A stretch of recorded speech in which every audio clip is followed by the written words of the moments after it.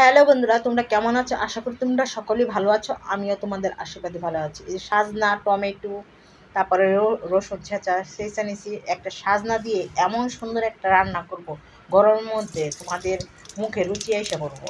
দেখো, এখন এই যে তেল দিয়ে দিচ্ছি, কালি জিরাটা একটু ভাজা ভাজা হইব, তারপরে কাঁচা লঙ্কা আর রসুনটা দিয়ে দিব। এটা একটু ভাজা ভাজা বাদামি কালার হইলে, বন্ধুরা, আমার রান্না তোমাদের কেমন লাগে তা কমেন্ট করে জানাইও। এই রান্নাটা তোমরা যদি খাও, খুব গরমের মধ্যে তৃপ্তি পাইবা, মানে মুখে রুচি আসবো।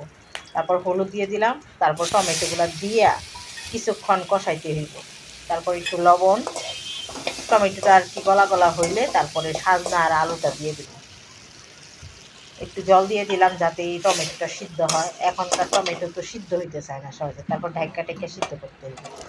এই টমেটো সিদ্ধ হয়ে গেছে, তারপরে এই সাজনা আর আলুটা দিয়ে দিব।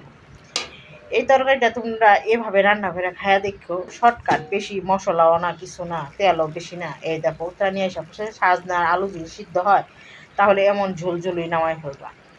এইটা খেয়ে দেখো, তোমাদের যদি মুখে রুচি না আসে বলবো কি।